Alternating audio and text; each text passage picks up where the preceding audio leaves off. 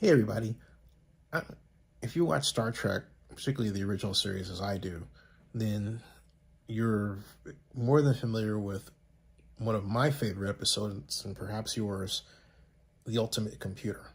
It starred William Marshall, guest star, in the role of the man named Dr. Richard Daystrom.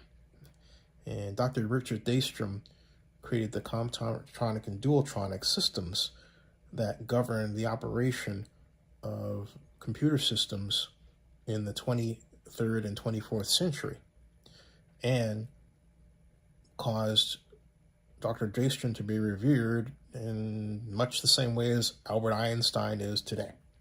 So the question here is, if you don't know what he looks like, here is a Google panel to help you out. All right, there is the great actor William Marshall in that role. Now, the question on deck is, okay, why is his name on institutes if his M5 killed so many people, including technically himself, when he placed his own engrams in the computer, which was eventually deactivated? And I have a very simple answer.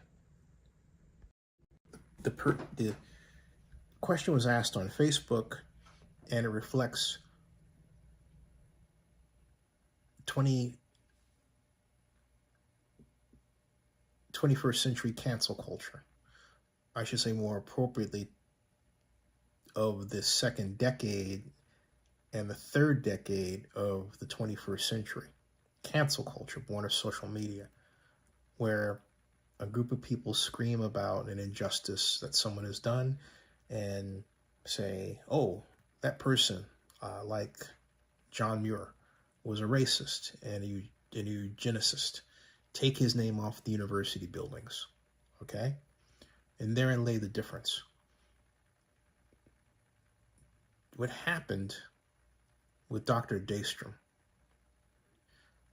and forget that it's fictional, we know that, but it's based on real life constructs, was something that he created. It wasn't about his person making a derisive comment about someone else. That wasn't the issue at all. In fact, his intent was to save man. So, on top of that, we're talking about how he placed his engrams on it, but that's nothing to say that M5 couldn't have been trained to be better, which means that Dr. Daystrom could have been trained to be better.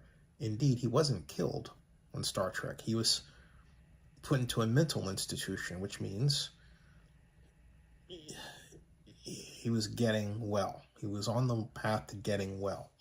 But it shouldn't take away from the technology he created, because that technology that he created doesn't by design cause what happened.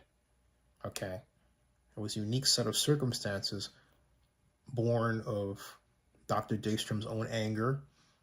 And I think in that episode, it's very reflective of anyone, black and male or female, who goes through being rejected by society for being intelligent. The ultimate punishment, people stealing your ideas and not giving you credit. And in modern society, the common refrain is, hey, overarching white society, more money, can take someone's black's idea and make it seem like it was their own. Well, how else to explain why so many ideas that were created or influenced or impacted by someone African American, when the story was told, left them out? Look at what gave rise to the movie Hidden Figures. And even then, how that story was written. There are examples and after example after example that apply directly to the ultimate computer. Now, if you would say, what does that have to do with Star Trek? The answer is very simple. Think about the real message of the ultimate computer and ask yourself the question, why was he black? Have you ever stopped to ask yourself that question? I mean, on the discussion, someone humorously reminded us all that he was Blackula. He was. He, being William Marshall, played Black Dracula. And if you haven't seen that, you should see it. But coming back to the main point, that story was genius in a lot of ways that I don't think society fully appreciates. But I'm glad it's still part of the conversation because Star Trek is so popular.